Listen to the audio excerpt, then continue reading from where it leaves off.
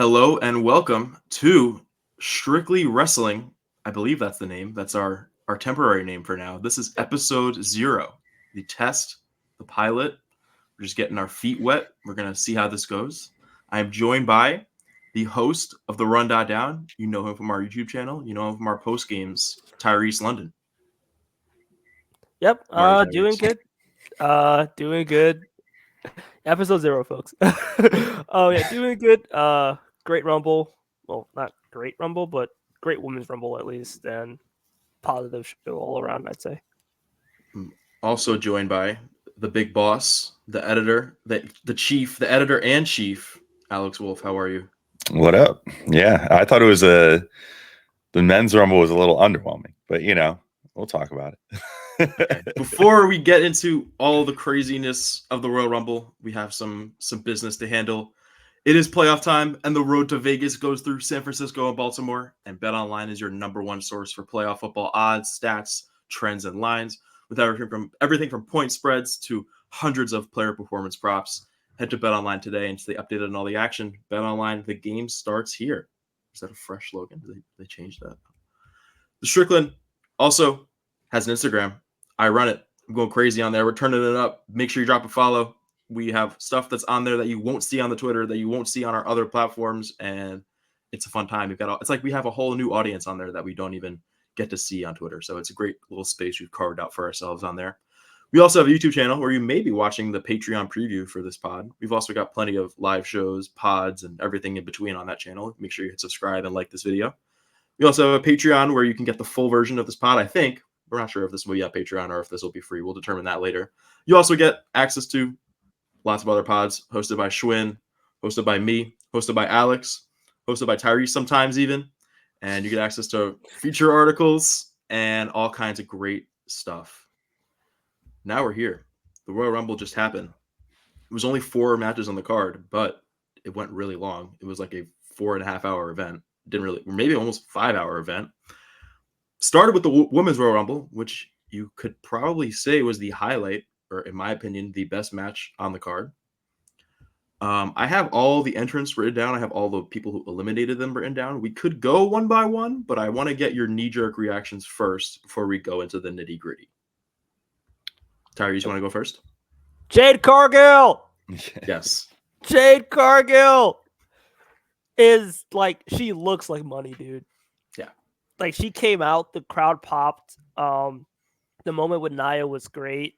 Like, they did that perfectly. They built up Nia throughout the match, and they immediately had her like lift her and then eliminate her. Like, that was fantastic. She eliminated Becky as well. Like, they gave her a rocket strap. It was great, and then she was final 3 as well. She was, yeah. Yep. So I feel like that Bianca match is gonna happen. I think that happens at Mania, and that would be great TV. Like, I'd be so happy to see that match like night 2. Like, that could main event, honestly. It probably won't, but that has potential to main event. It's that good. Yeah, it doesn't need a title either, and the way they set that up, it just 2 titans of the women's wrestling industry, and it will kill no matter where you put it on the card. I mean, Alex, what do you think of the Women's Rumble? Yeah, I mean, that potential match is like the women's equivalent of like if like Goldberg Lesnar was ever done well, like that's like that level of like the 2 powerhouses like going at each other, just like seeing who could be strongest or whatever. Yeah, I'm with you guys. I think the Jade part was great. Seeing her come in, she looks like she's been working on her game a bit too. Like, yep, because I watched her a lot in AEW, and like she was very Goldberg-ish in that she would kind of come out. She had like 3-4 moves, and she would just work squash matches all the time, and never really got to show a big breadth of work, and of moves and a big move set or anything. She started working some stuff in right towards the end. I mean, ironically, like AEW on her way out, like she wound up having her best match, I think, of her entire career, which was against Statlander, and like actually showed some stuff where I was like, damn, she looks like she's really been working on things. And she was literally 1 foot out the door to WWE already.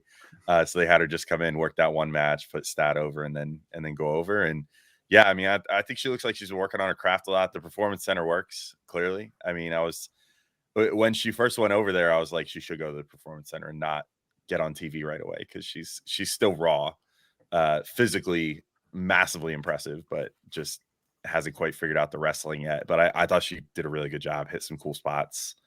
Setting her up. It was the best way that they could have put her out there and like gotten her over immediately with this new crowd who already were excited because of the couple little spots where they had her kind of like playing the free agency card and whatever. But oh no, it was solid. It was a good debut for her. I think that was definitely the highlight. Yeah, I think every decision they've made with Jade since she signed the contract, whether it's been like showing her leaving limousines and Chevy Suburbans or having her do the whole free agency thing where she was like this coveted asset to go to Raw or SmackDown or even NXT, and then keeping her off TV for a while and keeping her as like this mysterious character that's lurking in the background and just waiting to take over this division. I thought that all worked really well. And then putting her at, I think she came in at 20. Yeah, she came in at 28, which was like a big spot for her. And the crowd went absolutely nuts. And she like just looks like a superhero. She looks like a action figure. She doesn't even look like a real person at this point. It's totally, she's also just taller than everybody else, which was huge. And like, she just looks like such an imposing figure. And I thought her gear was awesome. Her makeup was awesome. And just Triple H said this in the presser, but like the word we're using, the aura that she carried on her way to the ring was unbelievable. Beyond Jade, though, there was 29 other women in this match that were also awesome. It started with Natalya at 1, which was kind of an interesting choice. And Natalya has like become this veteran who just puts over all the young talent and is clearly like on her way out. But she's great in this new like put over whoever role and is like just be here, do your regular Natalya stuff, which was awesome. And then at number 2, we had Naomi return finally after being away for 3 years. She was a TNA Knockouts champion for a while, and now she dropped that belt at the most recent pay-per-view. I can't remember the name Hard of to it. Kill. What was it? Hard to Kill. It was like 2 weeks ago, right? Or 3 weeks ago. Yeah. I think everybody saw that Naomi return coming. It was kind of like in the reports, but I didn't see it coming at number 2. So that was kind of like a catch me off guard early return. And, I think I got my hopes up a little bit because I thought that, like, I knew we were due for 1 or 2, like, big women's returns in this. And I thought the fact that they put Naomi at the beginning meant we were due for, like, some massive return at the end, whether it was, like, Sasha Banks or AJ Lee or some other, like, big A-lister star. So I think putting Naomi there was a little bit of a, I don't want to call it a mistake, but it definitely confused me and made me think that something else massive was coming at the end, even though Jade is pretty massive and Liv Morgan at 30 was huge too. But I was a little bit underwhelmed there. At number 3, you had Bayley, who came in, and eventually she was the winner of this Rumble. And she also, I don't know if she was the Iron Woman, but she was certainly one of the longest lasting women. She was Iron Woman, yeah. Yeah, she was either the Iron Woman or Naomi may have outlasted her by like a minute or two. I'm not sure how that worked, but she was definitely one of the top 2. Candice LeRae was in there for a little bit, easy elim. And then at number 5, you had Jordan Grace, who is the TNA Knockouts champion, the person who beat Naomi for that title 3 weeks ago at that pay-per-view. I can't remember the name of already. Yeah. And Jordan and Naomi had like a face-off in there. Big moment for TNA. It's cool that like TNA and WWE seem to have like this working relationship now. And Forbidden Door, baby. Yeah, I don't know if we're gonna have like a Forbidden Door type of pay-per-view or something, but this is the second year in a row where we've had like the TNA Knockouts champ show up at the Rumble and like do shit. So that was pretty cool. You had Indy Hartwell in there for a little bit. Asuka, I thought, was a little underused, kind of eliminated quickly, and she's continuing this type of descent from what she once was, which I'm not a huge fan of how she's been booked in the past 2 years after she was just a titan of NXT and a titan when she first debuted on the main roster. You had Katana Chance. Bianca came in at 10. Kairi Sane came in at 11. Tegan Knox at 12. You had a few names like through 12 through 17 that were kind of lower card people. Maxine Dupree looked awesome, as she always does. And the shoosh thing is still getting her a huge pop. She came in at 18. Nia Jax comes in at 19, and she is also just on a tear right now. And they built her up really, really well. Had her get a couple massive eliminations. And I thought that whole thing, having Jade come in and be the one that eliminates Nia, was a very good booking decision.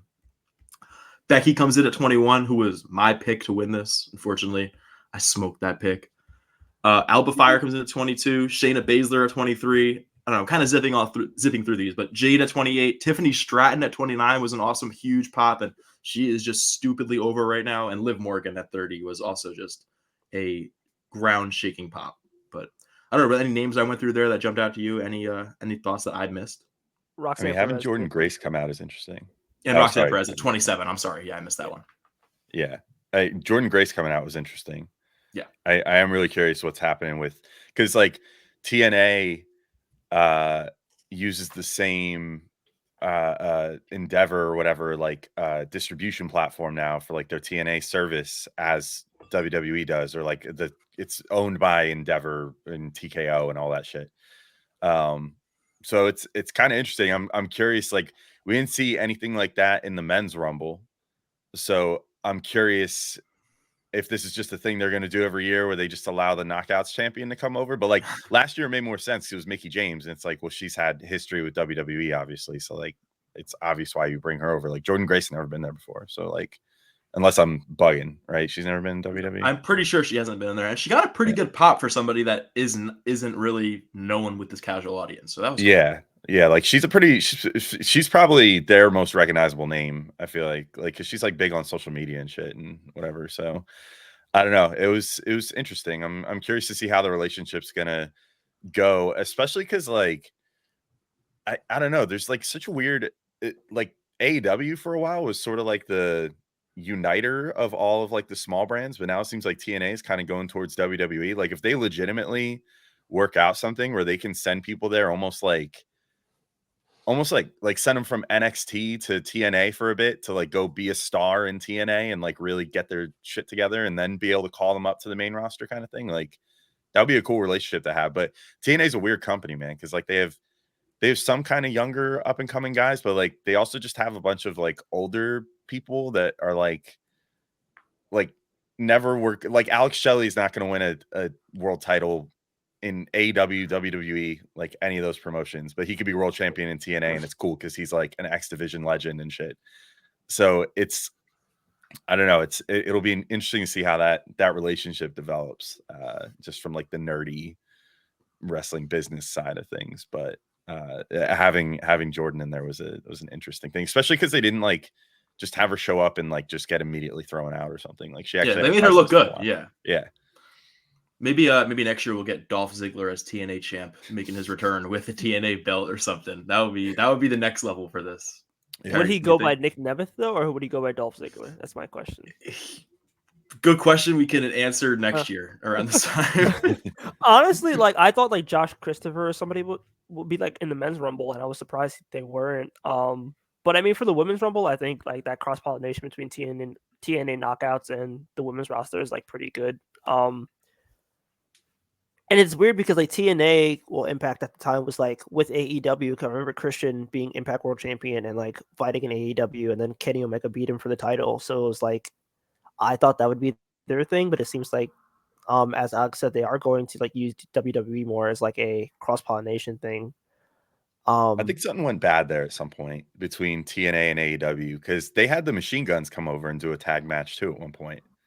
Yep. In AEW. I think that was the last time they ever did a crossover with them though. And it was they had a whole thing going on and then just like went away, and now they like barely acknowledge one another anymore. It's interesting. The Women's Rumble ended with a final three of Bayley, Jade Cargill, Liv Morgan, three massive stars. I like the way that was the final three, and then Bayley kind of quickly eliminated them both, like after some like side of apron battling, and it was a high tension moment, and it was cool. And Bayley had that. I feel like Bayley might not have been like everybody's pick and maybe everybody's like favorite option or like the crazy storyline option for this, but she is somebody that's like worked every house show, has put over young talent for so long, and like deserves a moment like this.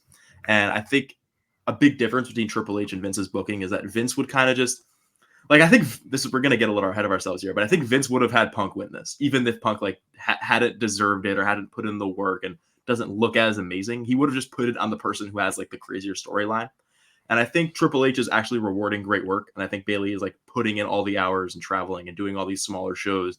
And Triple H is actually rewarding that. And if you like, maybe it's not going to create the biggest pops right now, but if you create a culture where like good work is rewarded, you're going to get better work from all your employees. And like, you're going to just create an environment where the work is valued and guys and girls aren't just like wasting away time here. Was there anything else from the Women's Rumble that you guys had before we go into LA Knight, AJ, Randy, and Roman? I mean, go ahead, Tyrese. Go ahead. Sorry. I feel like it was the right winner. It'll be interesting to see what Bayley does. I do think that Damage Girl still turns. Yeah. It'll be interesting to see how they phrase the turn though, because they might be like, well, Asuka and Kairi helped out or whatever, and they might like kick her out because of that, and that's how she picks EO. 'Cause I do think it'll be Bailey Io at WrestleMania, so it'll just be interesting to see how that works out. I also think it's going to be Bailey Io. I'm kind of surprised that we didn't get like a Ripple in the Damage Control storyline during this match, and they like built up Damage Control as a unit in the earlier in the match. Like they had an elimination or 2 eliminations together, like as a group. And I was like, oh, here what they're doing here is like they're going to make the group look strong right now, and then in 15-20 minutes, like somebody's going to accidentally hit somebody or something's going to like accidentally go wrong, and like that'll be the turn. And I thought like we would get like the Damage Control breakup during this match, but it didn't look like that, and everybody else got eliminated. Bailey's just in there by herself for a while, really, and I guess we'll have to wait till SmackDown to see that. Yeah, I was wondering who she's going to challenge too. I feel like that is the match they're going to do, but it's going to be interesting to see how they set it up, because it seems like they're very obviously setting up Becky Lynch versus Rhea Ripley at WrestleMania 2, I think. So, yeah. I mean, unless they want to just blow that up and turn that into like a 3-way and, have it be like, oh, Bailey's trying to get all the titles to her group, sort of thing. But then you're splitting them up between brands and it's like, doesn't make sense. I don't think that's the way they'll do it. Yeah. So let's say you have Bailey versus Io on night 1 or night 2, and then the opposite one is Rhea and Becky, and then you probably get Jade and Bianca somewhere. That kind of leaves Liv Morgan just around, and she was made to look really good, and she's like the number 30 entrant. She probably won't get a title shot this year. Yeah, she will. I think so? At Mania, or this year was bad. I think at Mania she won't. I think this year she might. They might do a triple threat for that with Bailey and Io, or somewhere else with Rhea and Becky. With Rhea and Becky, okay, that's I can see that. That's an interesting shout. Yeah, that's an interesting shout. I don't know. Is there anybody else that like is a potential Liv feud? No. Tiffany Stratton. I don't think they have her work Mania though. Yeah, not yet. A little early for her. And she wouldn't be on NXT. That makes no sense. So like, I could see her getting into that match somehow. Cool. Yeah, they're super high on her, and like putting her at 30 was not like an accident or a mistake. Like they definitely have some big plans for her in the future, and she got a massive pop, and the audience loves her. So I don't know. Any last notes on the Women's Rumble? Nope. Cool. I thought it was awesome. I thought it gets like an A for me. It gets like a B+ or an A, an A- somewhere in there. It was a very, very great start to the show, and I'm glad that the Women's Rumble seems to get better and better every year. So next was the Final 4 for the WWE Undisputed Universal Heavyweight Championship. Shocker, Roman Reigns retains. In case you thought the title was changing hands here, and nobody thought that. But it was LA Knight, AJ Styles, Randy Orton in there with him. And this match started off slow. I thought the entrances were fine, but it got some real heat picked up when Randy started hitting these RKOs out of nowhere. There was one spear that he turned into an RKO, and the camera work for them was really working pretty well. And I thought it did get some really great heat towards those last 10 minutes. You had a typical Solo Sikoa interference. The ref can't see him. The camera work is really good where you don't see Solo enter. It was very, very standard for Roman, but Roman retains after the Solo interference. Randy had a moment where like he could have pinned Roman, and it looked like that, but Solo bailed him out, and Roman retains. What do you guys think? I like the RKOs. Oh, go ahead, Tyrese. Yeah, it was just like typical Roman match. I wasn't too like. It kind of feels like they're building Randy Solo, and they're also building like LA Knight versus AJ Styles, and it kind of feels like that's how they're going to use the Rumble match to like set that up. Yeah, otherwise they're like standard Roman match. Like it was fine. Yeah. Alex, what do you think? Yeah, the RKOs were great. I mean, that was my favorite part of the whole match. I mean, just getting to see him just pull the RKO out of nowhere on 3 straight. I'm like, that was cool. I thought the part where like Solo was like spiking everybody and then stacking them up, I was like, this is a little overproduced. Like, I'm like, I don't know. I always look at stuff like that, and I know you're not supposed to look at wrestling like through a common sense lens, but I'm like, if this dude can hit the spike on someone and then they'll sit there like KO'd for like 4 minutes while he tracks down the third guy to put on the stack, like why is this guy not the champion of everything at this point? Like he could hit that one spike and like knock somebody out for 4 minutes at a time. It just seems silly, but yeah, it was. I mean, I've watched. I don't watch WWE all the time. I've watched like a number of Roman's matches though, and this is obviously just how they always go. It's like he never wins clean. It's always with interference. I did like that they played up the no DQ thing finally. Like after Solo got involved, then it was like, oh, now AJ's just gonna take a chair and just go fucking wild on everybody. That was fun, but otherwise, yeah, I mean, it's pretty standard fare, it seemed like. I think it's interesting because I was talking to Schwinn during this, and like Schwinn is checked out of wrestling, like doesn't watch most pay-per-views, doesn't watch any TV, and he was like totally eating up the Roman match. I was like, oh, this was awesome. That was a great fucking match. And I was like, that kind of felt like a standard Roman match. And he was like, well, you don't understand. Like, I don't know what a standard Roman match is, so I'm allowed to enjoy it. And I was like, okay, well, relax. And I was like, yeah, it still is a standard Roman match. And hey, they were all great. Like Roman matches, like even if they're just an average one, like they're always going to be great. And he is just such a great, like on-camera personality and just such a great wrestler in every way that word can be described. But yeah, that match was just kind of whatever, and it happened. And I think Tyrese, you said they're setting up like Solo versus Randy next. I think they're just gonna do Roman Randy, and I don't know if it'll be at Perth, but I think that will happen very, very soon. And like the fact that Randy, I'm sorry, like had a chance to pin Roman and Solo bails him out. I could totally see Randy showing up and being like, "Hey, I should be the champion right now," you know, like this typical like Roman get out of jail free card type of thing. But we'll see where that goes. It's probably just going to be. I mean, we'll get to men's Rumble next, but Roman, Cody, and I don't know if Roman will retain, but we'll talk about that later. Next was Logan Paul versus Kevin Owens for the United States title. This kind of was a weird spot on the card. I was kind of confused why this. I thought maybe this would kick off the show or like be second, and then this ended up being like the co-main event, as what WWE has been saying, and like they put this after they put the U.S. title after like the World Heavyweight title or the Universal title, and that was a little bit weird, but whatever. This match lived up to that and lived up to his position on the card, and I thought this was a better match than the Final Four. Logan Paul is just a phenomenal wrestler, and he just continues to prove it every single time. Like this guy is amazing on the mic. He's amazing in the ring. He flies across. He flies up and down. This guy is an incredible athlete.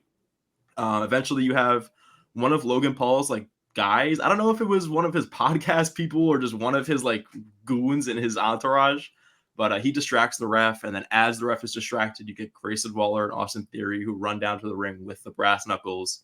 They give Logan the brass knuckles. He hits Kevin. I think Kevin like took those brass knuckles too. It looked really good, that spot. And then KO is like ripping the brass knuckles off of Logan's hand. And then right when KO is about to hit Logan, the ref sees it. We get to like 2.99 on the count before the ref is like pointing at the brass knuckles. KO gets DQ'd. Logan retains. And that was it. I thought that match had some really, really great energy. I thought the ending was pretty creative, and it kept both of them looking really strong. Because you can't have like KO just lose like this fucking YouTuber. Like he still is like a part-time YouTuber, and like you can't have KO just like completely like get taken down by him. But what do you guys think of that? Tyrese, you want to go first?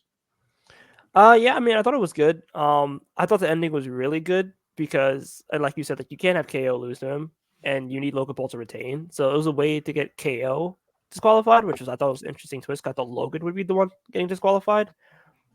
Yeah, this was supposed to be the cooldown match, and it was actually really good. Like usually you put this match here before the main event to kind of be like, okay, this is your bathroom break or whatever, or this is the way for you to like kind of, I don't know how to say it, but like, yeah, it was strange. It was strange, but I liked it. Alex, what do you think? Yeah, I thought this match was better than the Universal title match for sure. Like it was, I thought it was better produced. Like had cool spots. The spot where they were like, you can't suplex Kevin Owens, and then it like looks like and then Logan points over, is like, you said I couldn't do it, screw you, man, and then like goes to do it, and then that reversal into like turning it into a spinning superplex the other way by Owens, that was a sick spot, man. Like that's like he's one of the better like wrestlers like in that company, like just being able to turn spots like that, like and just pull that shit off and make it work. But like Logan Paul, man, I'm not like a huge fan of Logan Paul the person, but yeah, he's a really fucking good professional wrestler. I mean, it's super easy for him to also like, for all the people like me that don't really like him, it's like he's always just going to be the like smarmy shit heel anyway, so like he could play that character perfectly. Like he's good on the mic, he's got charisma, he's super athletic, like he's so freaking good at just everything. He doesn't pull off the best buckshot ever, but he tries. But yeah, it was cool. I like the finish a lot too. I thought the finish was very creative. Yeah. Like I didn't really see it coming. Like you actually thought that it was going to be like, oh, okay, maybe they're about to move the strap over, because it's like Logan, is not like really a full timer too. So you can only have so many part-time champions, and you you can't necessarily have like every single one of your major championships occupied by someone who's only going to be there every once in a while. And like with Rollins now going to be out for a while, like nursing his knee, and like Roman being Roman, like, you know, it's like, okay, now the next level, like mid-card championship is also held by a part-timer. Like, it's like, you know, you thought maybe they would pull that off, but the way that they did it with the ref, like 1, 2, and then being like, hey, hold on, what's that on your hand? Oh, you're done. Like, Yeah, it they happened got to be me. not his own idea. It was solid. It was a very good finish. I like that match a lot. There's also a great spot where KO goes for like a swanton off top rope, and I think Logan got his knees up at like the perfect last like 10th of a second. And like that's just shit you can't teach. Like Logan really has like his instincts and his timing down, and it's like he was just made to be a wrestler and not a whatever influencer thing that he is. And then then Logan runs over to the other side and attempts a swanton and misses it. Yes. Yeah, that And was he just great. like face planted too. Like he Yeah. took that. That was Yeah, crazy. the double swanton fail. That was an entertaining spot too. It was just like a very well produced match. I just thought that it you know, had great ups and downs. They had the stuff on the outside and everything too. Like everything was good. I thought it was very solid. Yeah, this wasn't really teased during the match, but I think, and like I've had this thought for a while, and like the direction we're going with this Logan US title run is I think we'll get Logan versus LA Knight at Mania, and I think LA Knight will win and get that title and have like an LA Knight WrestleMania moment and hold that US title up and finally be like the mega face that takes down Logan Paul. But there's probably 1 or 2 defenses until then. I think they have the Saudi show and they have the Perth show. I wouldn't be surprised if Grayson Waller is one of those opponents, and I wouldn't be surprised if that's in Australia because, you know, Grayson Waller will get a massive pop in Australia no matter what you have him doing, and he'll just be a good person to like take an L to Logan and keep Logan going. I don't know who the next person will be though after that and before LA Knight. Any ideas? I don't know. I mean, I know they only have one show before Mania, which is the Perth show. So yeah, I think you do run like would they do heel versus heel? I don't think they would do heel versus heel. With who? I mean, with Logan versus Grayson. Oh, yeah, but he's like Grayson. Yeah, plays a heel, but he would be a face like in front of that Perth crowd. Like they would be all over him over there. So I guess I don't know, but like it'd be weird because like he just tried to help him retain. Yeah, I don't know. And They'd then, have like- to turn, and there's a way. It's a weird way to get there, but I just think Grayson has to have a match in Perth just because he's Australian, and like the crowd That's will fair. go crazy Yeah. for that. So I think that's just a way to work him in there that can be safe, but there is stuff that has to get done to get there. I mean, do you think whoever else they would have him face, they would want him to face someone like of like not super high stature? Like I'm trying to think who the person would be like that's like presents a threat, quote unquote, but also like you know for sure that he's going to beat. Like just so that Fury? maybe Fury, yeah. Bobby, yeah. I would There are a few Bobby. different ways they can go. Yeah, I think Bobby, like they probably want to give Bobby a shot at Roman later this year. Yeah, I think I we'll can't get wait into to give Roman my soon, takes on Bobby in the Rumble. I was so upset. yeah, let's get to it. Now we've gotten through the first 3. We can talk about the men's Royal Rumble now, and it ends with Cody, Punk, Gunther, Drew in the final 4. Who could have predicted that? I could have. If you look at our predictions, I had that final 4. I nailed it. I nailed the prediction with the final 4. Punk eliminates Drew, Cody eliminates Gunther, and you get the Cody Punk face off just like we had on Monday Night Raw. And they had like a 10-minute match when it was just them two in the ring. And like I don't know. I think WWE wanted a little bit more out of that 10 minutes. And I think they expected Punk to like be prime Punk, and he wasn't. And like, listen, if you're expecting Punk to like look like some zippy up and down fluid athletic wrestler in 2024, just go watch the AEW tape. Like you know what you're getting out of like this version of Punk, and expecting him to like carry a 10-minute one-on-one match, which is really what it was like during those last 10 minutes of the Rumble. I don't know. I don't think that landed as well as WWE had anticipated. Any thoughts on the finish before we go like one by one with all these entrants? I'll go. I think Punk's kind of you washed, got it. man. I'm ready to call it. I'm ready to call it. He's washed. Like in the ring, he is. I mean, on the mic, he'll always be himself, but in the ring, he's pretty washed, man. Like, you know, I didn't want to. I wanted this run to be different, like in WWE too, because like I watched him in AEW. That was like part of what got me back into AEW again, like was when Punk came back, because I was a huge Punk fan back to like ECW days, you know, like back in like 2006. And so I was pretty hyped when he came back, because I looked and I'm like, damn, all right, he actually does look like he finally put in some work in the gym. Like maybe he won't get injured in 5 seconds this time. Although one of his AEW injuries was entirely self-inflicted by jumping into a crowd and like breaking his foot on a guardrail, which is insane. But fucking man, he just, for all this time, it's like, dude, you've had, I mean, 2 months now since Survivor Series to like, okay, let's say you weren't totally in prime shape then. They only gave him one tune-up match, like only one, match, and it wasn't even televised. Oh, he's had 2 so far? My bad. Yeah. So 2 matches, neither of them televised though, right? Like this was his first televised match. And it's like, I don't know, man. He doesn't look like he has the juice anymore. Like everything looks like it's so strained for him. Like even just getting up Cody for a GTS, like when he went for the GTS, I'm like, you can't even pull this spot off where it looks like you're hitting someone in their face anymore. Like the GTS is now like, oh, I'm gonna kick you in your sternum. Like that's the whole move at this point. I don't know. It didn't do it for me. And I don't know, the finish in general, I was just like, well, this is just so predictable. It was like, I don't know. It's like you guys literally telegraphed this. Like the whole, I got fooled, man, by like all the shit coming out ahead of time, being like, this could be like this is gonna hit like crack the end of this show, like blah blah blah.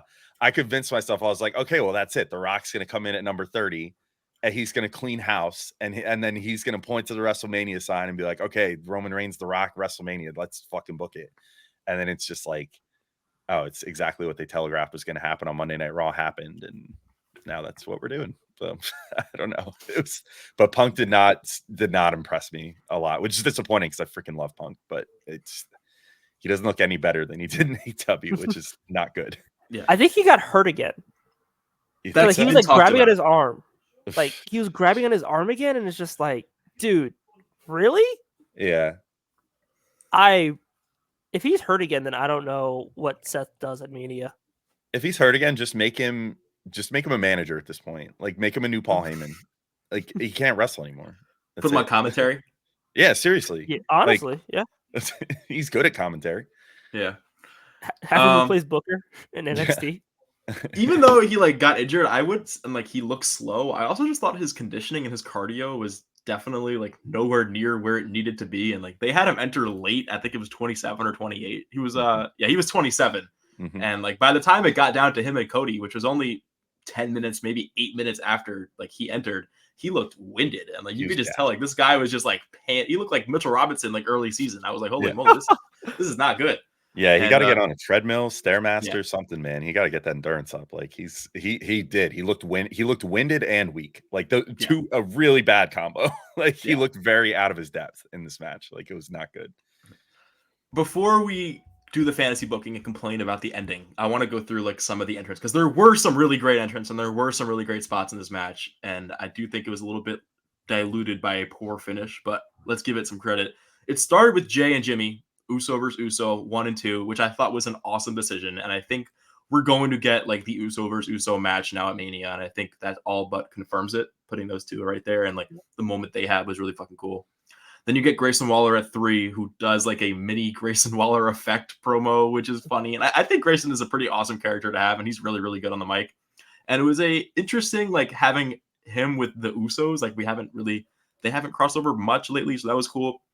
And then you have Andrade coming in at 4, which everybody saw coming and like everybody knew he would be here. But at 4 kind of caught me off guard. I thought maybe that was like, I actually had a similar feeling to like the Naomi return, which was also really early. But even Naomi, people also like anticipated, and Andrade was anticipated, but it still got a huge pop. He got like 2 pops really. He got the pop and he came out, and then when he took off the mask, it was like another pop too. So he got like a bonus moment with that. And he looked pretty good in the ring. He wasn't like made up or like characterized to be some dominant force, but he'll be around. He'll probably be one of those mid-carder guys who just like works every house show and like works every 9 o'clock middle hour of Raw. But that was cool. Then you had Carmelo Hayes, who they really like, came in at 5, Nakamura at 6, Santos Escobar at 7, who is kind of getting hot now and like got a good pop when he came out, Karrion Kross at 8, who look, I actually like haven't watched much Karrion Kross in my life, and like that's not really by choice, kind of just like he hasn't been featured on TV much. But now he's like in this new stable with is it with AOP he's with right now, Tyrese? Is that Yeah, who it's they AOP. put him with? AOP was awesome in like NXT Black and Gold a while ago, but they have just not done anything in forever. And I think I like read somewhere that Triple H is like a big Karrion Kross guy, but I don't know like what that really means and like what they have planned for him. But he did get like a feature moment in this Rumble, so maybe they have something planned for him this year. You get Dominic at 9, Carlito at 10. I actually like this is a take. I think this Carlito run, like ever since he showed up at Backlash, like the Backlash moment was when this Carlito run peaked. Everything since then has just been like useless. Like I don't know what they're doing with Carlito here. Like people are like, oh, he's like gonna be like this massive like character, and he was always a great heel too, but now he's like this boring face who just like shows up whenever there's LWO stuff, and he like does his Apple bit, and that was it. I don't know. I think everything Carlito since Backlash has just fallen flat, and like I have not enjoyed much of it. But that happened. Bobby Lashley at 11, who was cool. Ludwig Kaiser at 12, who I think has really improved his character work and has really improved like, overall as a wrestler. And I think he will get like a moment this year. I don't know if he'll like turn on Gunther or if he'll get like a one-on-one with Gunther. But I think like Ludwig Kaiser, I think his time is coming, and I think they're really high on him, and I think they like him. Fury at 13, who is just like fallen out of everything now. Balor at 14, he was cool. Cody at 15. 16 was Bronson Reed, who looked great and like carried 2 people on his back and made it look pretty easy, and that was a cool spot. Kofi at 17. We didn't get the Kofi spot. I was like, oh, maybe this is the year we'll get like he'll nail the Kofi spot, because for back-to-back Rumbles, it's like I don't want to call it a botch, but like it didn't land, and he like tried it and just couldn't get it. So I thought maybe this would be the year we get like a really cool Kofi spot, but that was just a pretty boring way he went out.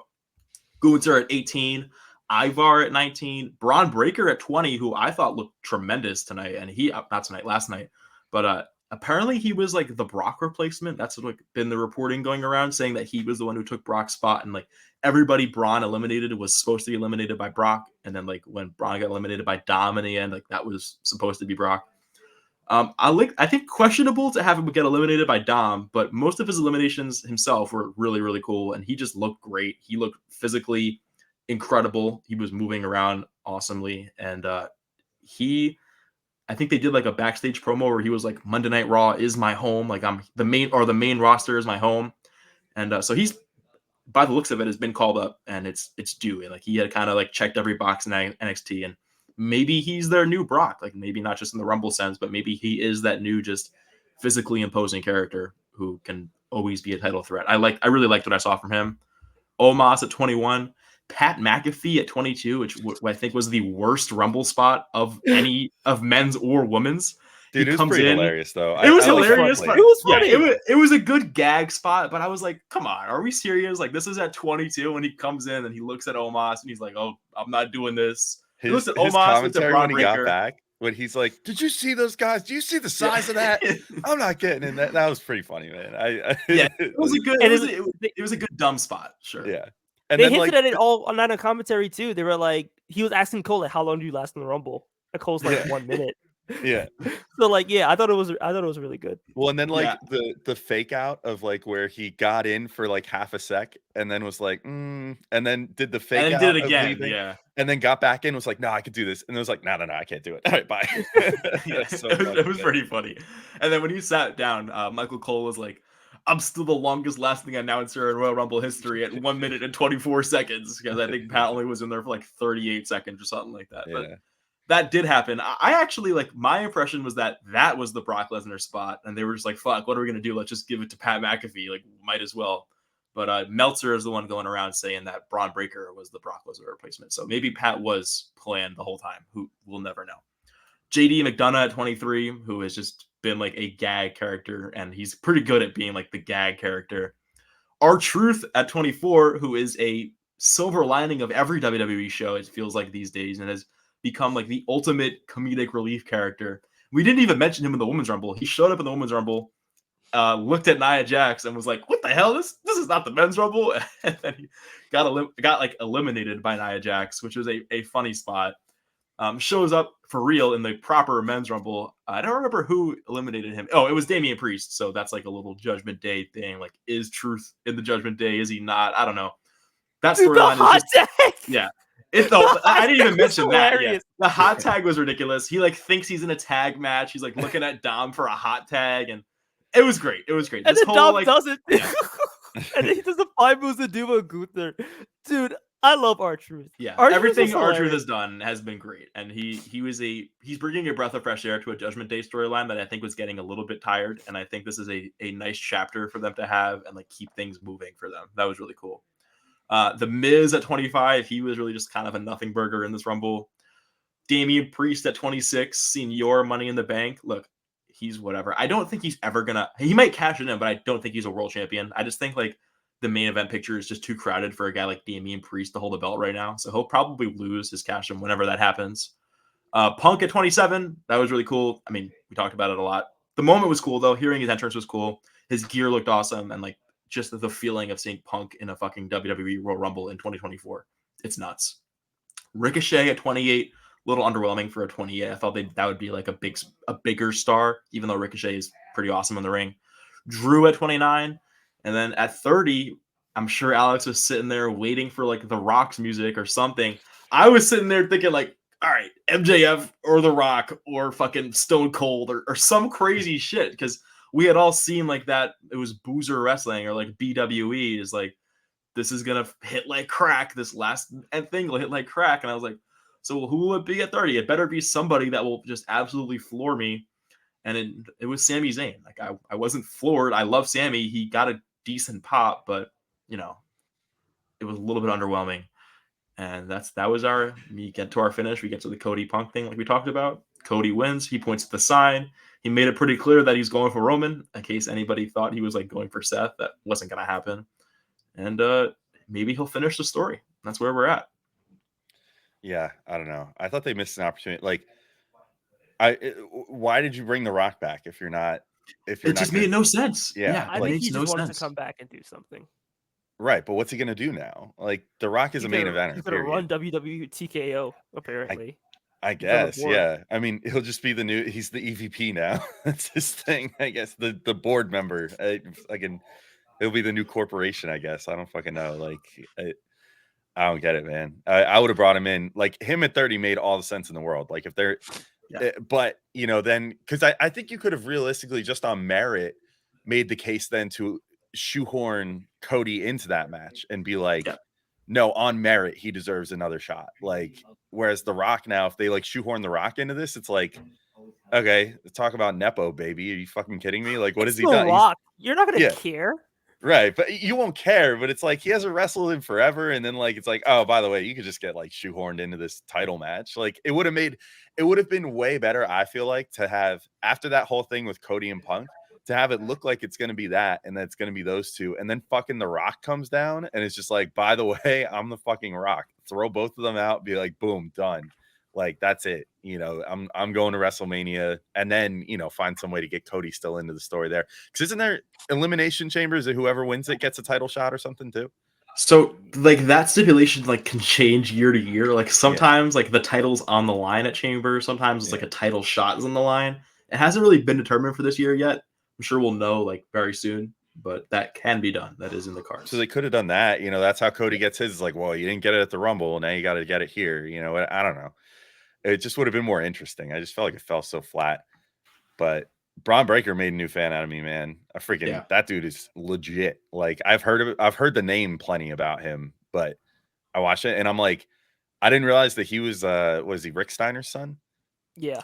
I actually learning that for the first time right now too. So yeah, my cousin told me that last night while we were watching. He's like, yeah, that's like Rick Steiner's son. I was like, wow, suddenly it all makes sense, dude. He looks exactly like Rick Steiner. Like that is a Steiner through and through. Those are some strong ass genes, but minus the steroids, I think. But but yeah, man, he kicked ass. Like he was so good. Like if he was the Brock replacement, like they did a great job of making him like putting him over big. Cause I was like, damn, they just made a new fan out of me with him. The R-Truth shit was hilarious. The hot tag was so fucking funny. Also him like when Miz was about to throw Dom out, and then he like grabs Dom like a baby, and it's just like, no, he's don't throw him in, don't throw him, he's mine. That was great. Fucking trying to think what else. Oh, also, yeah, if I may complain about Lashley's usage, I can't believe that they bring in a dude like Lashley and then have him get thrown out in like 3 seconds. Like, That's just the way that he's been treated since he's returned. I know, like a few dude. years Like, ago. go somewhere else. Go to AEW and be like a god. Like, go somewhere else. Like, and just get. You want to treated main better. event every single Collision because you can. I mean, he could be the face of Collision, man. He fucking could. But he could also be the face of that whole company. I mean, he's so freaking good. Like, in the ring, he's so imposing looking. Like, he just looks like a fucking champion. And WWE's just like, they gave him what, one WWE title reign? Two? Yeah, they gave him 2 like 2 years ago. 2 He was the one that Roman won the title from for this reign, right? He beat Drew, and then he beat Brock because Roman interfered. Oh, okay. Yeah. And then Brock won it back like a couple weeks later. Yeah. I mean, I don't know. I just like, I want better for Lashley. He's been one of my favorites like ever since he debuted, like back in like 2004 or whatever. Like, I've always followed his career around. He's so good. I was like, damn, man. Like, at least let him stick around for a couple minutes. That was shitty. But yeah, it was. Oh no, there were fun moments. I didn't totally love how things ultimately went in the Rumble. I just thought it was very anticlimactic given the amount of hype they were throwing into it, which was like, I don't know, maybe they set the bar a little too high. Like, Survivor Series had such a gnarly ending, like for the last Big Four pay-per-view, that it was like, oh shit, how are they going to one up that? And then it was just like, oh, all right, it was a fine show. That was it. Yeah, I think it kind of speaks to how bad the SmackDown roster is right now. Like, basically the back half of the Rumble, which is all Raw guys. Yeah. Like, the last SmackDown guy was Theory at 13. Damn, so crazy. Well, I guess Cody's about to be a SmackDown guy. So yeah, but like as it he just moves over. Yep. It just kind of felt like there wasn't enough surprises. None of guys that like made you really want to like get out your seat and be like, oh shit. And it kind of felt like with the Women's Rumble, even with it being limited, like Jade Cargill was an oh shit, Naomi was an oh shit, Liv Morgan at 30 was still like pretty solid. The Rumble just kind of felt like we knew Cody was winning and we knew Punk was in it. And that just I wish there was more like hype around it. I think if Brock was there, it would have been nice to see Brock and it probably would have brought like some more excitement to it. But yeah, it just kind of fell flat.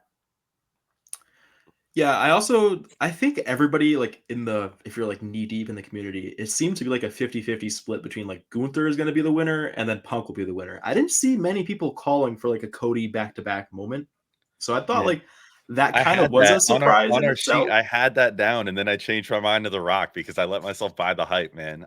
You were the only one with Cody like at that point. Like I talked to a lot of people, and like nobody was saying Cody. Everybody thought it'd be Punk. So that was a surprise in itself, I guess. But I just don't think it was needed. Like I think you could have set up Cody Roman without him winning the Rumble. Like I don't think you needed to have him win this Rumble. I think he's already a proven candidate for that title. So that was interesting.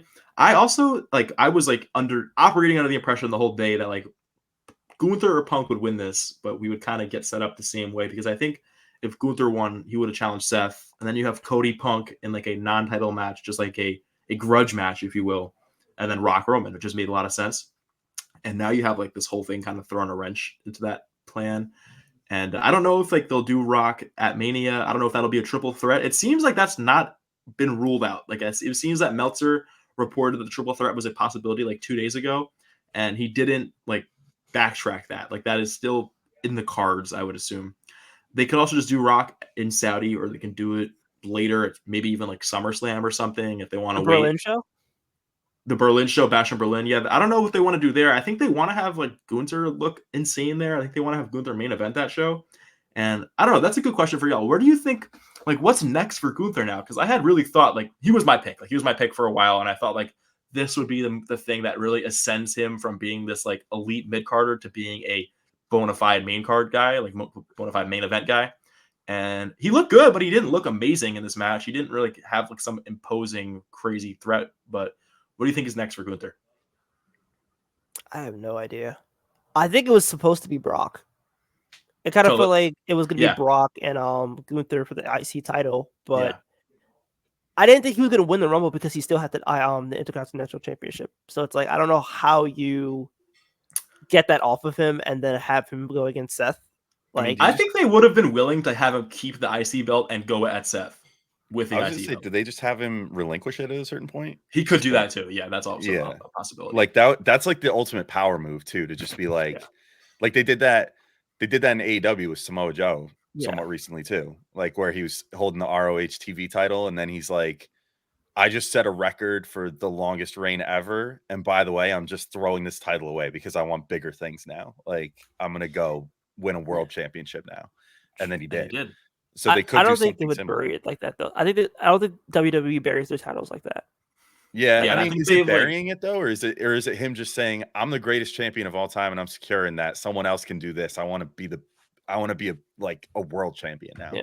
But if he Like loses, everybody then he knows loses what the crown. belt is. You know what I mean? Like everybody knows it's the stepping stone belt. Like that's always been the stepping stone belt. So if he's like, well, nobody's good enough to beat me for it, so I'll just relinquish it and go after the belt I want now. Because otherwise, like- really, yeah. are they going to have him hold both? Like, I think they would. Like, I don't think that was like that's impossible. And I think they've had champions like hold two belts at the same time before, and they would be willing to do it again. I also just don't think like the relinquishing the belt works in theory, but I think like they wouldn't have had Gunther like hold this belt for so long just to relinquish it. Like maybe if he had held it for like half as long as he has right now, that would make a little more sense. But now I think you just have to like you're like wasting an opportunity now because whoever does beat Gunther for this belt is going to look amazing and is going to like be marketed as a top star threat type of person if you beat Gunther. And if you just haven't relinquished it, you're like wasting that opportunity. Like it just goes away. I think Braun Breaker. I mean, you mentioned Brock being this. Like, why can't Braun Breaker just be the next IC champ? Why can't he go after Gunther? They didn't really. Did they have an interaction? Did they have a face off? I'm not sure if they did, but I don't think it's so. it's certainly like one? yeah, it's possible. Like it's not a crazy idea.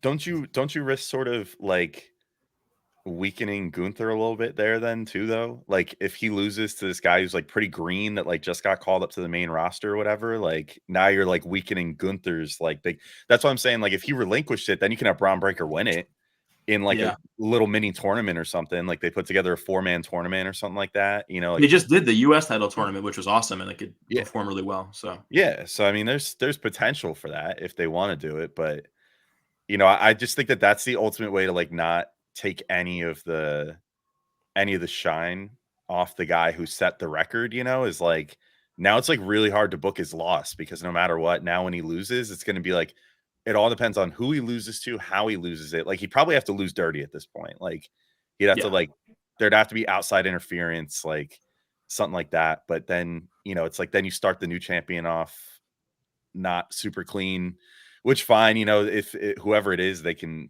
resolve that. But I don't know. It's a tricky situation. You always paint yourself into a corner when you like it's cool to have a record breaking run, but I feel like they're running through the same thing with Roman a little bit too. Where it's like who beats him now? And it seems like it's probably gonna be Cody now, but like finally, based off the fact that they're telegraphing it super hard, but like it's just hard to have someone have a record-breaking run like that and then figure out how to stop it without it looking bad for the person that has the record-breaking run. Then I feel like, do they have Gable? I think they might have Gable win it. I could see Gable winning it. Gable Stevenson or Chad Gable? Chad Gable, not the nasty man.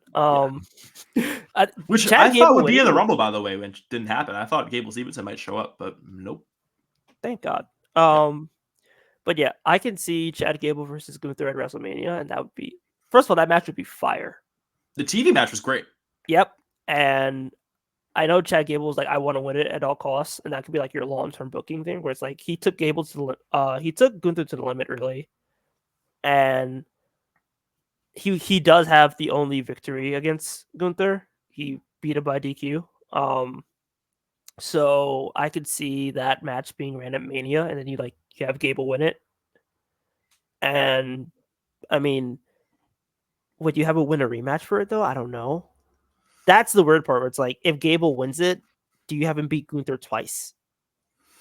I Yeah, can't see that happening. So, I can't see it happening either. And like, if that does happen, one of them or both of them have to be like cheap. Yep. I think like you probably have to like a double count out or something like that. Yeah. And then you'd have Gunther just go to the main event. Yeah, it's tricky. They kind of booked themselves into a corner, and you can even like see this with Roman too, because he's held this for so long, and you run into some of the same issues that we're talking about here with Roman. Yep. What's your pick? Do you think Cody's finishing the story? Do you think he's winning this at WrestleMania 40? He has to. Like, you think so? He has. If he doesn't win it, then like everybody's checked out on that reign. Like, you can't do this another year. Like, it was hard to get through this year. I don't think it was hard to get through this year. Yes, like they had to have him work less matches because realistically, you could only have him at like Big Four events. The Bloodline story was not nearly as interesting as it was last year. Like last year was legitimately like golden age wrestling stuff, and then now you can't run it anymore because like, what are you gonna do with Jimmy and Jay? Like, unless you were like Jimmy and Solo are fighting Roman Reigns, which would make no sense because Jimmy's fighting Jay. The only way this would have worked is like if they did the Bloodline Fatal 4-Way, which I think a lot of people wanted. I think we're gonna get it at some point. I can't see it now though. That's the thing. Like, I can't see it for the title. I just think I've like been in this school of thought for a while, and I'm not gonna leave. Like, I think they wouldn't have gone this far with Roman if the plan was not to have Roman beat the Hulk record, and he's just too close right now to just pull the plug at this point. I don't think they care about the Hulk record because I think they do. They're doing promo for Hulk. He was on Monday Night Raw. Yeah, that was so weird. Like the fact that Hulk was like the voice of the show and like have them do all these. Like, I don't think they care about the Hulk record, dude. Yeah, that does like throw a wrench into my theory, but I just have been going by the report saying like, oh, we want to reset the record books and we don't want to have these old names like be our record holders, and we're so close. Like, all we have to do is hold it through September. That's really only 9 months away. It's 8 months away. Like, we're almost there. And if you have him just retain at WrestleMania, that's like 2 or 3 defenses at SummerSlam and whatever other, like maybe Bash in Berlin or something. And then you're kind of free to have him lose. Maybe he loses it at Rumble next year. Maybe he loses it at Mania 41. Maybe he loses it at like Survivor Series in December. You can't have him lose at nothing that he can't lose at anything other than Mania. That's the problem. I'm not married to that. I think you can take it off him at like one of the big 4 PLEs. It doesn't have to be Mania. But then Cody also looks like a geek. Yeah, they do it. Yeah. Well, maybe they have Cody do it in like a trilogy in the end. Like in the third time's a charm. Even though it's like it would be like 1-2 in the series, but I mean, I just like, can they continue having? It's not even just that Roman isn't wrestling a lot; it's that he's not even appearing a lot. Like, can you really have like your top guy in the company only appear at like 12 shows a year going for? Like, I just don't think it's tenable. Like, what did he wrestle this past year? Like 4 matches last year, like 5 matches, and then like only like 12 TV appearances. Right. I mean, it's just like at a certain point, it's like, well, what's he the champion of at that point? Like, he doesn't show. He's never there. You know, it's like, I don't know. I think they just need I think that he wants to do other things now. Roman does. It seems like he's finally like getting ready to kind of take his Rock moment, and as he should, like, as he should. Oh yeah, he's earned it. I mean, and you know, but like at this point, just like set him free. You know, like just be like, okay, we're taking the strap off you. Like, the door's open whenever you want to come back, but like we just need someone who's going to be here a little more consistently. Like, and I mean, like Cody certainly is that. Like, Cody would be straight up like the work rate champion. Like, I mean, he fucking wrestled like 150 matches last year. And probably do it again. Like, that goes back to what I mentioned at the beginning of like this whole show. But when they gave Bailey this, like, they're like rewarding the people who do work, and they're rewarding the people who like put in the days and the hours for the company. And Cody like has been that guy. Like, he is the face of like every house show. He's done like so many SmackDowns, so many different Raw shows. And if you want to like create that culture where good work is rewarded, it makes sense like put that title on Cody. And it's also like a big thing to show AEW free agents like, hey, look, Cody came over here and we made him like our biggest star. Jade came over here and we're making her our biggest star. And like even Andrade's got his moment. It's like a good Punk also is a big one, but Punk is kind of a different one because he has his own like whole Punk thing had his own aura. Yeah, he has his own. Yeah, exactly. But it is just like it makes sense for a lot of different reasons to put it on Cody now. But it also makes sense if you want to just keep it on Roman and have him break that record. And like, that's kind of where we're at. And like, we've gone so far already that it wouldn't shock me if they just want to go all the way with this. There would be nobody left, dude. Like, there's nobody who could Here's challenge. who's left. It would be like Lashley would get a shot. I think Nick Aldis would get a shot. I think they're teasing that already. I think they're planting the seeds for a Nick Aldis Roman Reigns feud at some point. Like that. Yeah, will but then probably like happen. you have the GM versus the champion. It's thing. gonna happen. Nick Aldis is a fucking I think it'll wrestler. happen. I think it'll. Yeah. I think it'll fight at some point. But like for the championship, then it's just like if he wins and like the champion is the GM, like you're just booking yourself into such a deep I know hole it's if he so retains. funny. Yeah, and if he does, it's like Triple H like gets heart fusion surgery and he comes back to run it back one more time. Like that's the only thing that's like.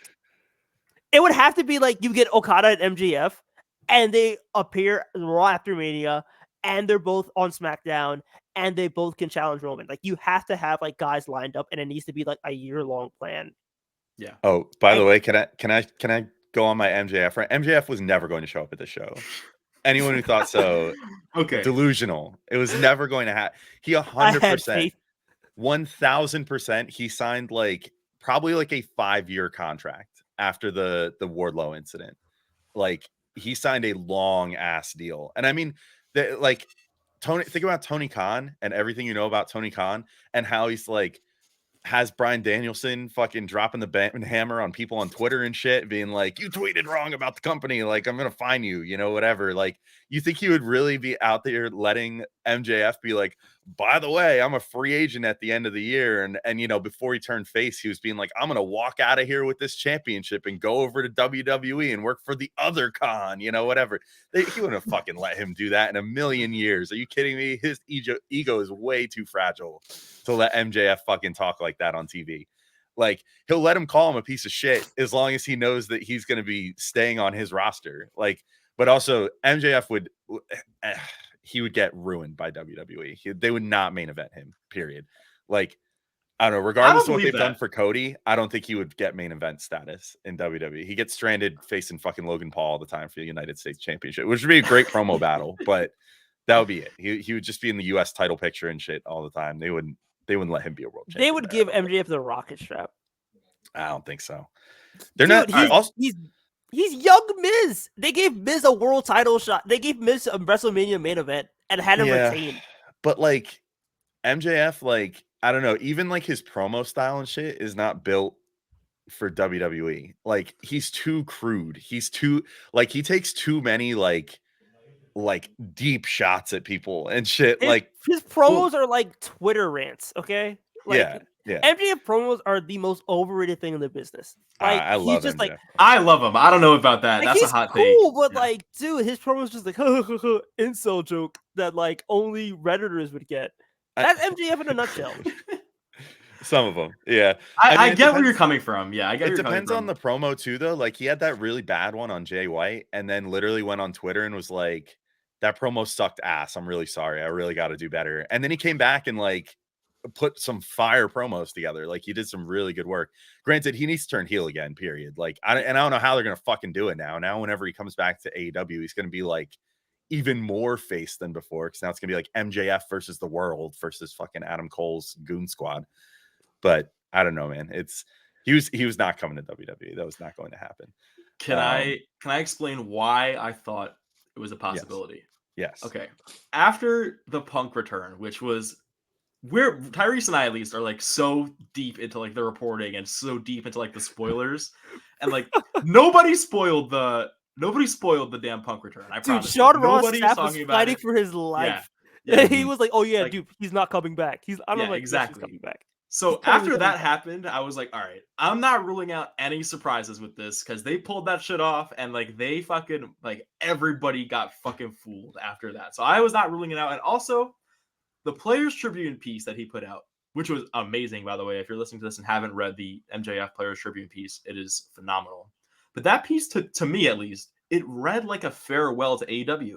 And like he went through like all his great moments. He was like, oh, I had this title match, this happened, and like it really just felt like a zoom out and a deep breath and like this is the end of this chapter for me type of piece. Even though he didn't say that explicitly, it felt like he was closing the door on something and moving on to the next chapter in his life, which combined with like the Punk return, combined with like the lack of reporting, I don't know. Just I wanted to be the one who predicted it. I wanted to be the one who was like, he's coming, and I wanted to just have like on the 1% chance that it could have happened. I wanted to be the guy to have a victory lap, and it didn't happen, but it will happen one year. I promise you, it will happen. And I disagree with the fact that like he would get thrown in the mid card. No, they would totally use the fuck out of him. And I think in this new era where we're not on linear TV anymore and we're on Netflix, and there are rumors that they're going to TV 14, which I don't know if that's true or not, but even the fact that you don't have like a network breathing down your neck and you don't have to like really dot your I's and cross your T's with all these promos and stuff now, I think the MJF in Netflix era WWE will work and it will happen. So save this recording for the next 3 or 4 years whenever it happens. Yeah, I guess we'll see. I for what it's worth, the Players Tribune piece to me read more like he knew he was losing the strap and like was just I mean, you could tell even at the beginning of that match with Samoa Joe, like he came out and like, you know, you could play it as like, oh, he was just taking in the adulation of like his Long Island crowd and whatever. But like he came out and like even during introductions when they did like, and you know, you're world champion MJF, and the whole crowd did the chant, like you could see him like almost start to fucking cry. And I'm like, yeah, it was obvious. He knew. He's like, okay, well, this has been a great run, but I'm really injured. Like I have a torn labrum and all this other shit. And like, I need to get surgery and fucking be out for a while. And like, you know, I think that was what he was emotional about. And that was probably what he was feeling during the Players Tribune piece too. We'll see. I'm not ruling out him going in a couple years. I do think right now though, there was no shot it was gonna happen. It was like the most obvious work ever. Like, I got a little ahead of myself, but yeah. Like the whole thing, the whole Adam Cole story, like I feel like MJF would not want to leave and have that be the end of that story. And like he's such like a storyline invested person. Like it's very obvious that he had his fingerprints over his whole story last year. Like that he got a lot of creative control. And he definitely, because he's very ruthless aggression, WWE type like thought process with how to like build his stories and stuff like that. Like I feel like the way that he does things is very similar to how things were done. Like you see a lot of repeated like motifs from that era that are coming up during his run in AEW, which is part Tony Khan too, because he loves to just like redo old WWE stuff. But yeah, it's interesting. We'll see. Maybe MJF will be in next year's Rumble, but there would have to be some sort of resolution to what's going on in AEW first. But I would be surprised if he leaves AEW in the next like 3 years. Yeah, because I think he's gonna stick there. Yeah, I think like when he's 30 or so, like he probably might make the jump for a couple of years, and then he'll probably come back. Yeah. I mean, he might be one of those guys right now, right? Yeah, I think he's 27. Yeah. Okay. So like 3 years from now, maybe he hits 30 and then is like, okay, I want to try WWE now. And then, you know, as long as AEW survives, which I sure as hell hope it does, because it's so much more fun having two companies and like robust free agency. Like I feel like it forces everybody to be better. That was why I stopped watching WWE and wrestling for a long time, was because WWE got so bad because they were just complacent. Like they're just like, oh, we can put whatever the hell we want on TV and nobody cares. Like, which was true. Like they had nobody breathing down their neck, and they had no reason to like create a great product. So and like if you read that Players Tribune piece, like MJF talks about it. He's like, the fact that like there is somewhere else. I don't want to quote him like indirectly, but he was like, the fact that there is a place for wrestlers to go and like compete and not have to be WWE and like have and get their money's worth really and get paid for what they are worth to do. It's like a big fucking deal. Like what he said in the piece, and he's right. Like he is totally. Like he grew up a wrestling fan. He knows this business so well for a 27-year-old, and like he knows the value of AEW just in the industry as a whole. And it's just great to have somebody like him in the space. And I can't wait to see what's in store for him in the future. Mm-hmm. Yeah, hopefully a big year for him. Hopefully he gets better soon. Yeah, him and Julius Randle both with those labrums. And CM Punk, if possible. And CM Punk if he tore something. What if he just shows up on the Raw after Mania? All of this for him to just show up in there and just be like, my name is Maxwell Jacob Friedman. What would they change his name to? They would definitely change like one thing about it, because WWE would be like, well, we want to license the hell out of you, so we're going to make you change your name, like, or something. Unless he's already licensed MJF. Yeah. What if they just stuck with like, if they drop the MJF and just leave him as Maxwell Jacob Friedman? Like his name is just Maxwell Jacob Friedman. Well, his name actually isn't that. His middle name is different. Like his real middle name. What is it? It's Maxwell. Hold on. I'll look it up. It's not actually Jacob. Maxwell Tyler Friedman. MTF. MTF. Can you imagine he shows up in WWE? He's like, Is it I'm MTF? MTF. Maybe he like switches the Burberry scarf to like a Louis Vuitton scarf instead. He's like, I'm MTF with the Louis scarf. Starts wearing Gucci or something. Yeah. All Man. right. I don't know. Is there anything else that we missed from this Rumble show? I think we got through everything. This was fun. No. Anything else you're itching to cover? Oh. I don't know. Also, no, wait. Damian Priest being an idiot. Yeah. Damian Because Priest it's for every PLE, it feels like. dude. Why? Yeah. Why? Like, why he should have cashed in Monday, and he didn't cash in Monday. Like, he has to be one of the worst Money in the Bank holders. Do you guys think they're gonna have him cash in on one of the mid card titles? Like it's possible. Like Theory did for the US title. Like, does he get IC title from Gunther? I mean, that would be interesting. I don't know. I guess that would be one way to take it off Gunther without weakening him at all and creating a new champion that looks all right. Like if they have him fight a hard fought match against someone and then, he like comes out, barely wins and then fucking Priest comes in and cashes in and beats him that way. I don't know. I don't. I'm low on Priest. Like I just don't think he's a title guy. Like I don't think you could put an IC title on him. You can't put a WWE title on him definitely. And I think he will fail his cash in whatever belt it happens to be on, and he'll just be a Judgment Day side character. That's just he's what he Puerto is. Rican Baron Corbin. Yeah, and like Baron Corbin sucks. Like I'm sorry, there are like Baron Corbin fans out there. No, I'm not in on Baron Corbin. I'm done. You're not rocking with the Lone Wolf? I'm not rocking with the Lone Wolf. Dude, Baron Corbin is so good. His role being like the vet in NXT, great. Just stay there. Yeah, he's fine as like the vet in NXT who never is going to get called up. He can stay there forever. That's great. Okay, that's aura though. Like Baron Corbin has some actual aura. Like he's so solid, dude. If being the boring vet in NXT for like he's not even boring. 4 years, no, he's boring as shit. I'm done with Baron Corbin. That's dude, it.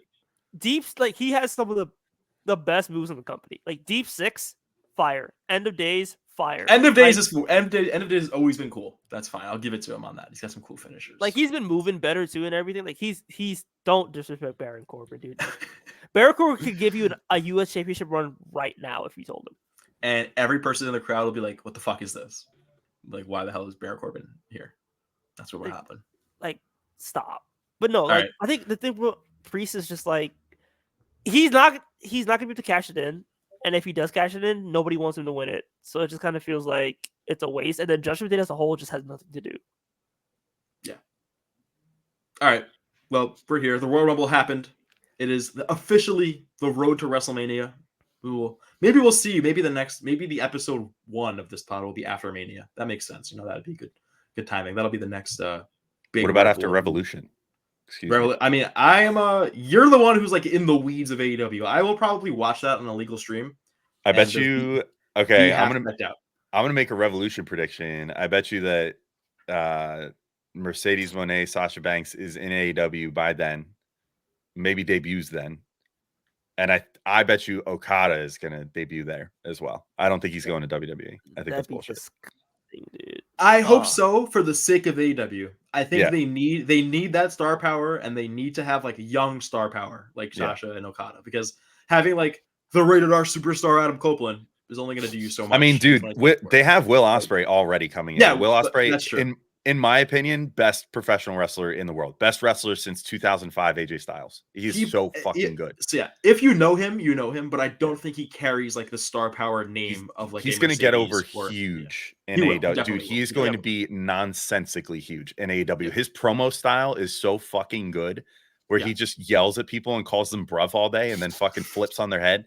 I fucking love that dude. I'm so excited for him to debut in AEW. So that will be happening on the road to Revolution too, which should be a big deal. But then Sting's last match too, that's a big deal.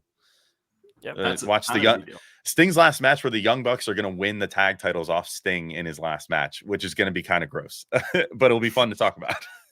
Cool. All right. Well, we also have plenty of work from the Strickland coming out, and will continue to come out over the next months and years and forever.